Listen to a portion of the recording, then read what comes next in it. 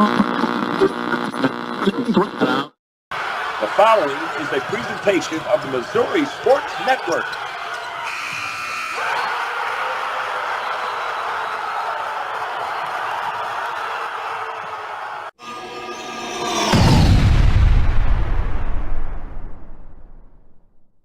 Certainly glad you tuned in, and as always, the Missouri State Highway Patrol reminds us to take that 3 seconds and buckle up. It's 3 seconds that could save your life.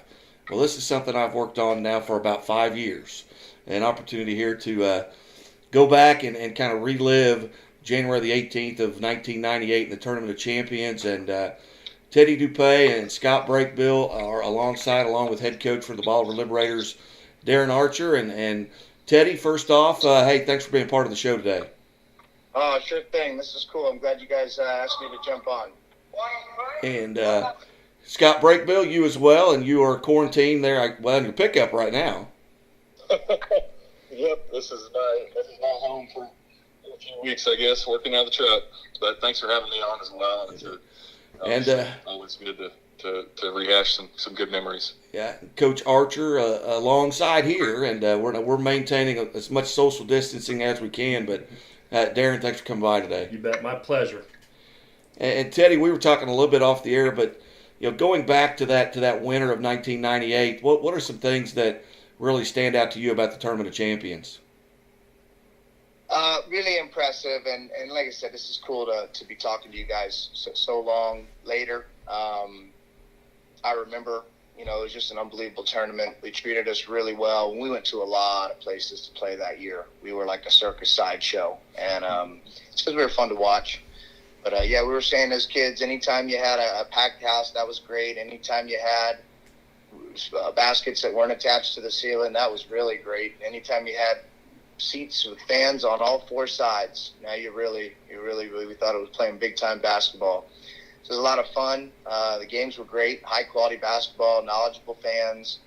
But as we were talking about, some of the things I most remember were the things that didn't happen on the court. And that's kind of the beauty of youth sports is, building friends, building relationships, learning the life skills that are going to last you forever. So great tournament, but a great experience overall. And Scott, you would actually play in that facility later as a collegiate player, but going back to that year in 1998, what are some memories that stand out to you? Well, obviously living in this area, we were very familiar with the Tournament Champions.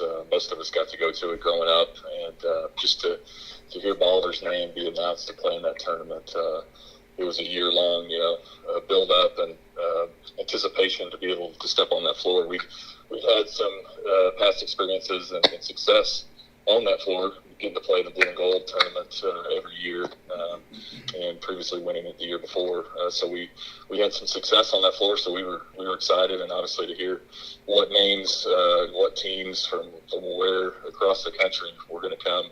And even just for us to get to see and watch them play was exciting. But to actually step on the court and get to compete and show everybody, our skill level versus theirs was, it was amazing. And Coach Archer, that we were visiting, you've been here a little while, and just talking about some of the things that stand out to you about that particular Tournament of Champions. Well, just the quality of tournament and the quality teams that they bring into that tournament, and the first-class job that they do in running the tournament. And it's really neat to see how it's evolved over the years. And I think CBS Sports broadcast some of the games now, and so it was a big thing back then, and it's grown even bigger and better currently. So as a coach, you're coming in, you've got Teddy Dupay, the leading scorer in the country. Mm-hmm. What are you doing to prepare for Mr. Dupay? You don't. I told our guys at the beginning of the tournament, and Scott may remember this, I said, hey, this is probably the only time during the season we're going to play as underdogs, so enjoy that moment. And I also said, let's do something to put our name in the record books.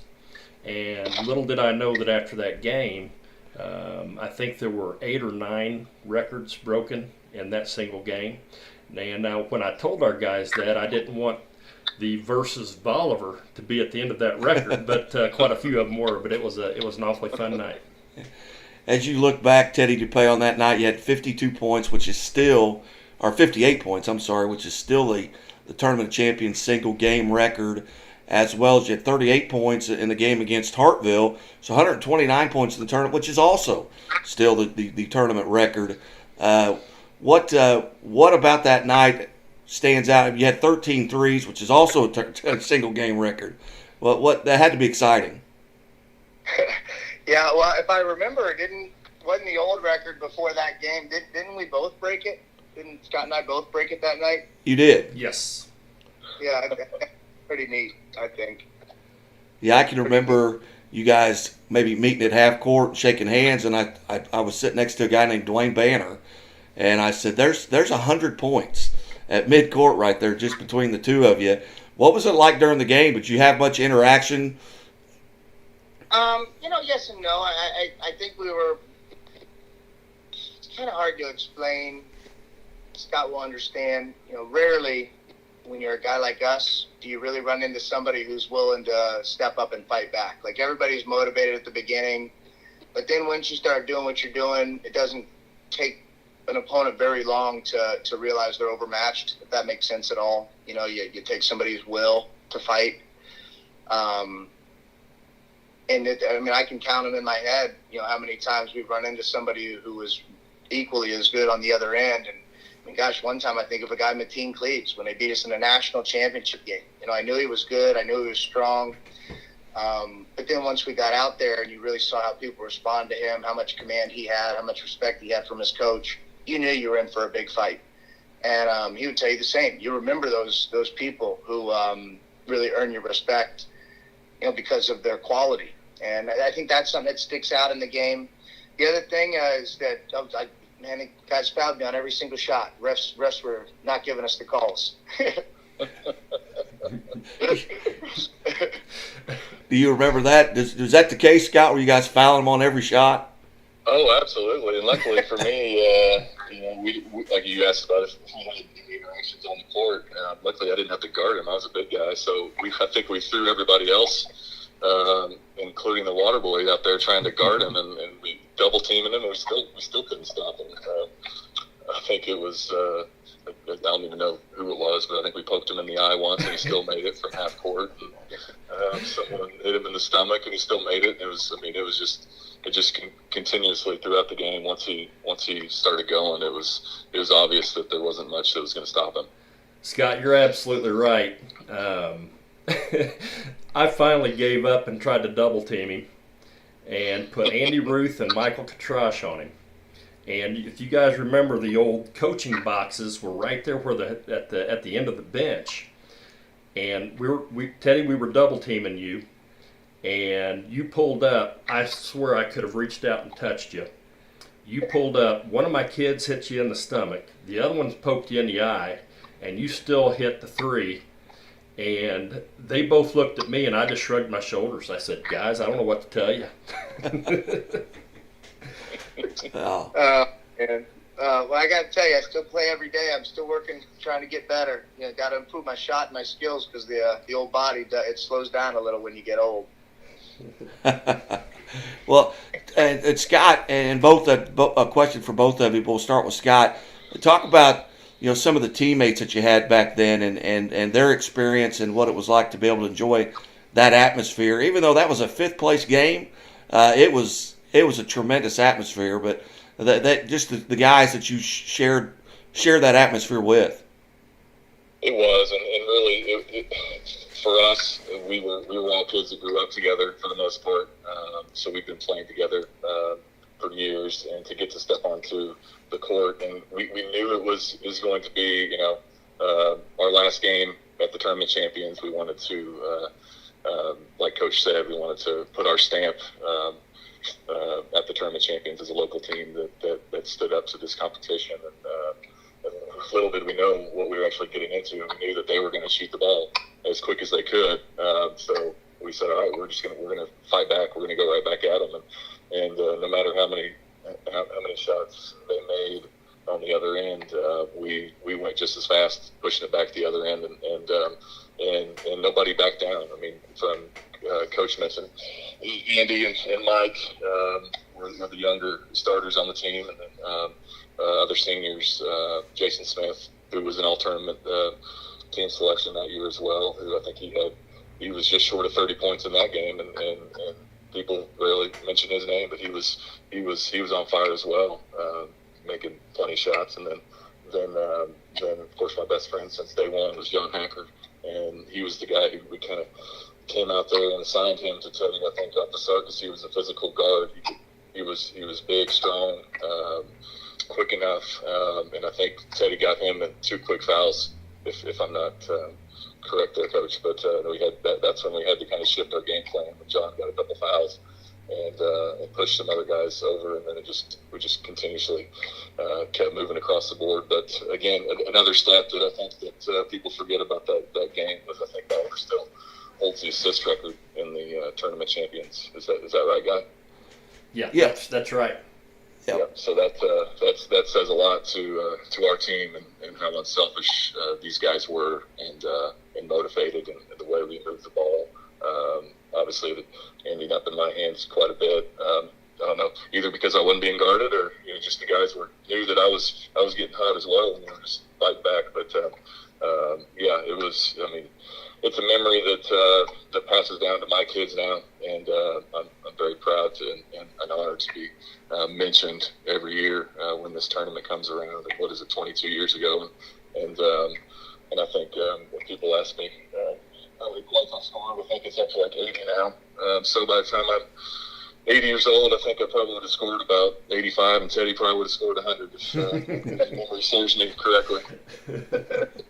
Well, Teddy, you had some standout members of your team. Noah West, who did not play in the Friday night game against Hartville, which helped put you in the 5th place game there, and then Ernest Grant, who was also on that team. But it had to be a tremendous experience with them as well. Oh, yeah, we had a really cool group of guys. It's funny, at our school, all 4 years, my freshman year and sophomore year, we had 8 Division I players on the squad. And then my junior and senior year, all the big guys were gone, and, it was me, Ernest, and Noel primarily.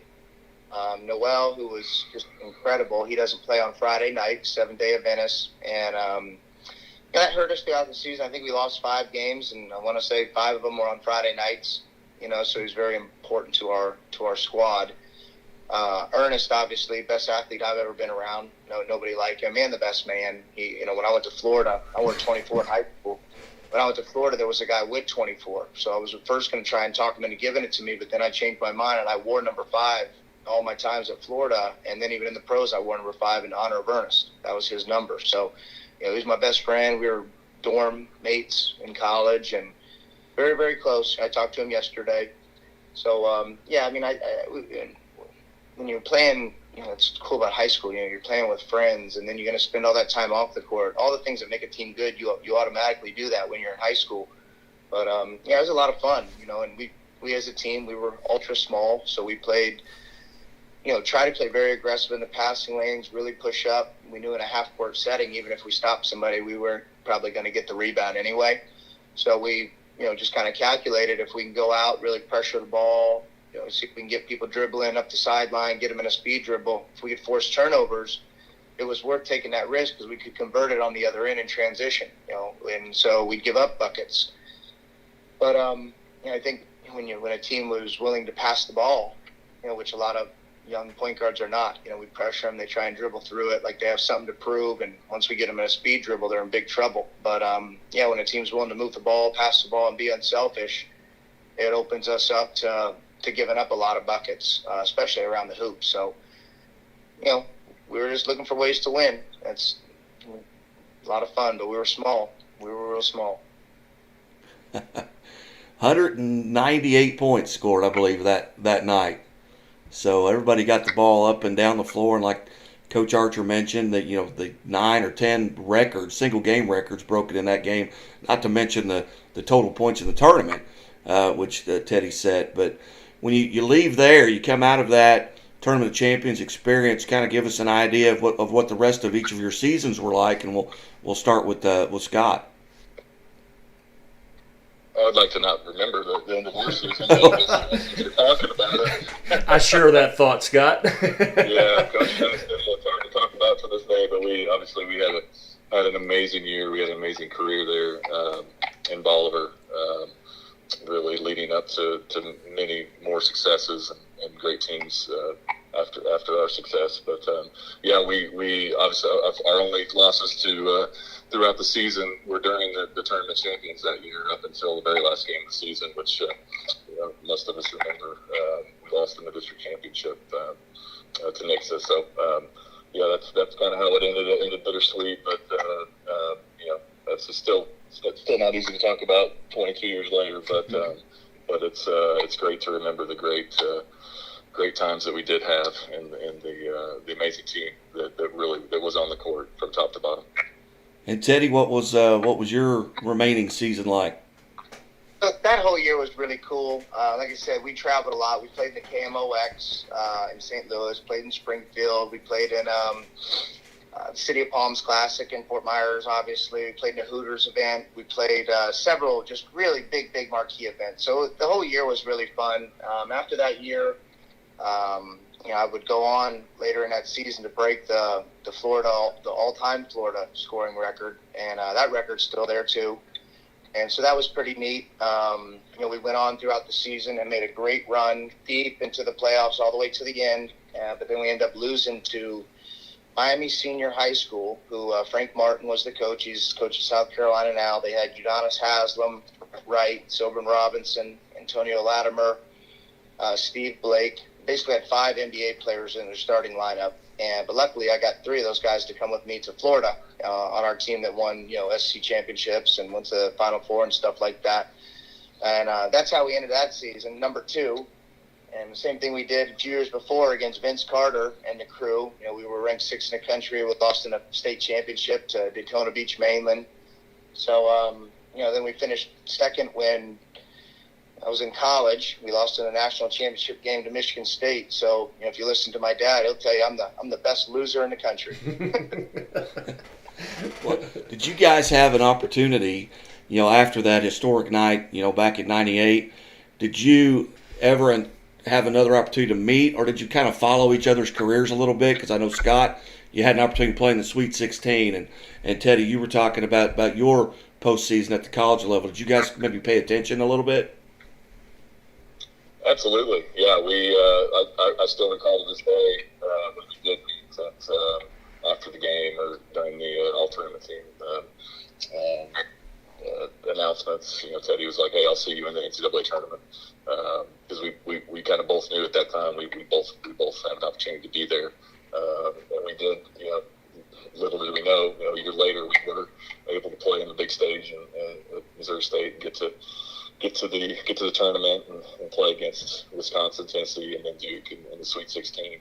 And then I think it was the year after the year beyond that is whenever Teddy would get to the championship game at Florida. But yeah, definitely followed him just as close as any other players. That it's just kind of the thing that you do after you play against someone is gonna shine on the big stage. It's neat to turn around and watch them and see how they do, and then again 20 years later, I've got 2 boys that are asking me, "Hey, who'd you play against? Anybody in the NBA?" And then that list goes down, and Teddy's name's always on there as well because that's a big name down here and across the country that people will always reflect back on, especially during these times when we don't have an NCAA tournament. It's a great time to reflect and look back on those games and relive them. Teddy, same question there. You have an opportunity there maybe to kind of follow along a little bit. I know you were busy as well. Oh yeah. You always follow the guys you play against, and like Scott said, when you get good enough, and that's always the key. People ask me, "What's the key to getting a scholarship?" It's be good enough. Those guys get paid millions of dollars to find the best players. It's not about exposure and that kind of stuff. If you're good enough, they're going to find you. But when you play against guys that earn your respect, you'll see them later.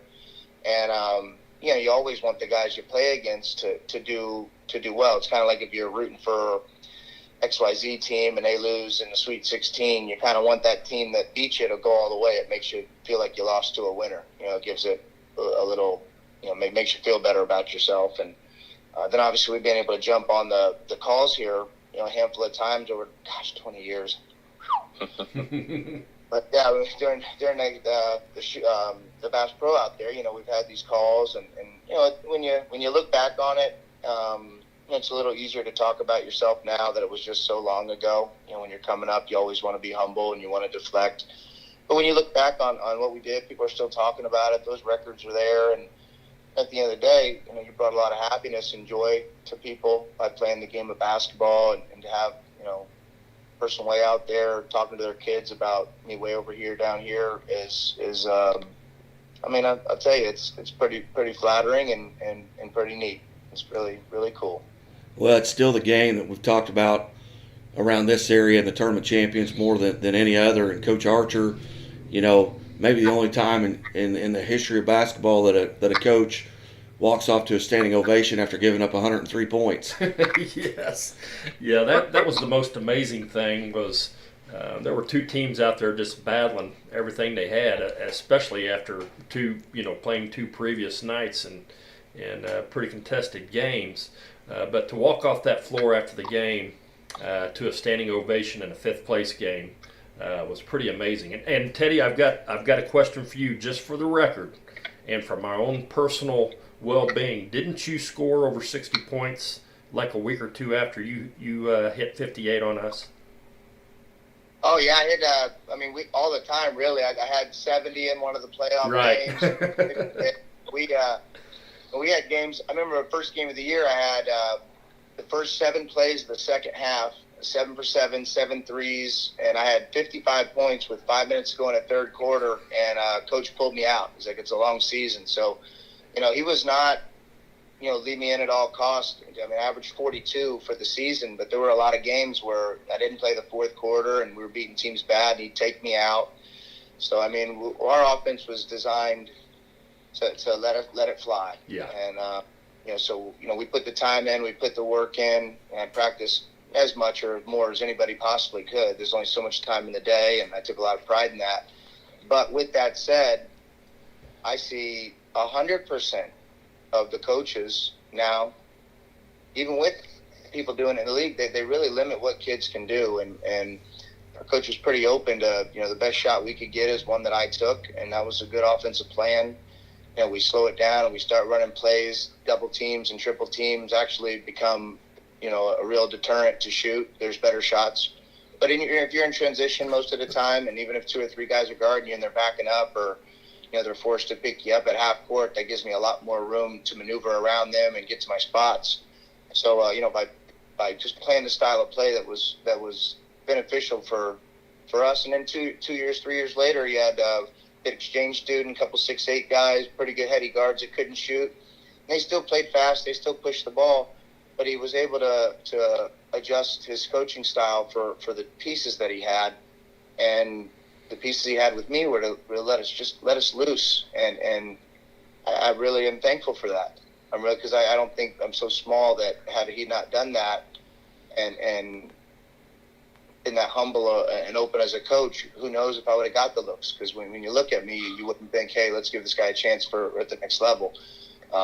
He had to let me show my stuff. And so that is something that I do not overlook, and I didn't then either. And it's really changed my life. So, Coach, what I take from that answer, just to clarify, is we held just a hair over his average, so that's pretty good defense in that. After all these years, I can finally rest easy at night. Wow. Hey, Hey, let me ask you guys this. Do you have I know this seems crazy. Is there a video of that game? There is, and I'm trying to track it down. There's a couple players that I think may have it. I'm still trying to get in contact with them, and hopefully we can get that back out and get you a copy of it. That's how long ago it was. I got a lot of games like that. We played Compton Dominguez. They were number 1. At Tayshaun Prince, Tyson Chandler, Kenny Bruner, Jason Thomas. I want to say Trevor Ariza was young and on the bench. Didn't play. They were number 1 in America. I think we played them. We lost by 1 point in the city of Palms, and nobody has the darn game on film. And that's how ancient stuff is. Crazy. I will do my best to track it down for you. Let's get that baby on YouTube. Let's get some views. You bet. That's right. Well, gentlemen, I certainly appreciate you guys all of you, being generous with your time. This was, it's 25 minutes long, and I could have went 2 hours, but it's fun to look back on, and I really appreciate you guys being generous with your time and allowing me to kind of break into your daily routine. Although people probably aren't doing much right now, but I appreciate it. Sure thing. Thanks for having me. Absolutely. Thank you, Guy, for putting this together. Hey, you bet. Coach Archer, thanks as well. You bet. Thank you. You bet. We're going to step away, take a quick time out. This has been a presentation of the Missouri Sports Network.